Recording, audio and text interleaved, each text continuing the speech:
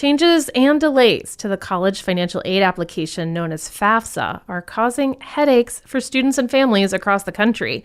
The changes are well-intended. Lawmakers wanted the form to be shorter and easier, and to expand the number of low-income students who qualify for a federal Pell Grant.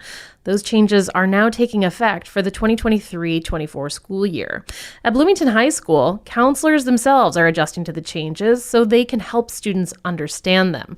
In this interview with WGLT student reporter Evie York, BHS Associate Principal Sally Kelly says the timing has been a challenge. The intention is definitely to make the FAFSA easier and more beneficial to more students. But as far as challenges, I think the biggest one is obviously the timing of this change. I think in a nutshell, it would have been wonderful if this change could have been maybe put off till next year to make sure that everything was right with that. A perception, I think, of counselors and high school counselors, families, and universities thinking that it feels a little bit rushed. And to put that off has created some delays and difficulties in filling out the FAFSA, where it's usually has been available traditionally in October. It wasn't even available until New Year's Eve of this year. So that's been a challenge. In previous years, what has been your experience with the FAFSA? Since I've been in this role as administrator, the past 2 or 3 years have really been the most change, where everybody's doing it. So it does impact more students, and hopefully in a good way, because it's financial resources for all post-secondary. However, it also creates a responsibility and information, awareness, and education, and a lot more information about what it is and what it means and how to go through it with every single family. So obviously the volume of that can be challenging. But again, I think the experience in the past with it just being sort of the typical as it was process and having it available on October 1st, I mean, it's been smooth as far as perceptions and feeling in my experience, because there's no questions, there's no concern, people know what to expect. What have your guidance counselors and you've done to educate yourself on these changes that have made to the FAFSA? And then how have these changes impacted your ability to help students? They conducted an entire senior assembly. So we have about 300 seniors at BHS.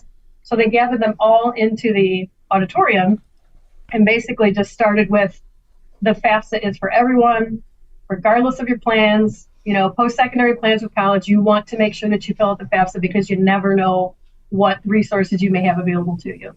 So, and that was really obviously well attended because it was a part of our structured school day, but feedback from the counselors and the students is that they were attentive. They asked good questions as far as, okay, so what do I need and how soon do I have to do this? What information do I have to, have for my parents in order to fill out correctly and things like that. So it was really great to have that because the message was basically, don't panic. There's changes. Everyone's dealing with these.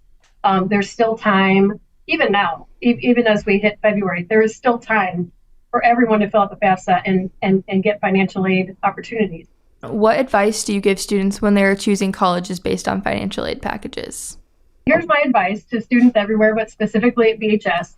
I'm going to praise our counseling team again. They're very knowledgeable about the most valuable scholarship opportunities that are out there, whether that be locally or what questions they need to ask to narrow down with a particular student's family situation of what their best path would be.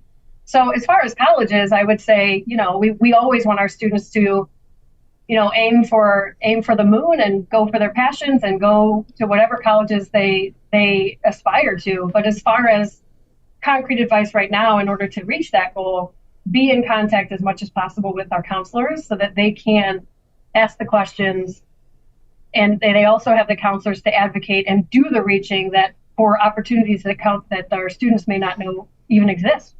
How do you think the new FAFSA is going to play a part in giving the most students at your school the possibility to go to college?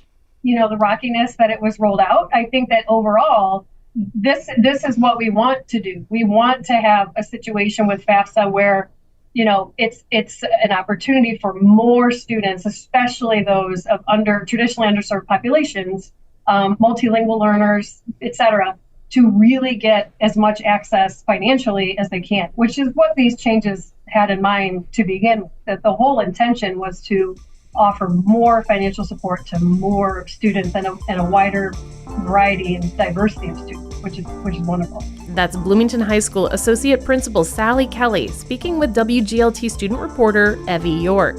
NPR has done a lot of reporting on financial aid and FAFSA. The U.S. Department of Education now says it won't be spending students' FAFSA data to schools until the first half of March.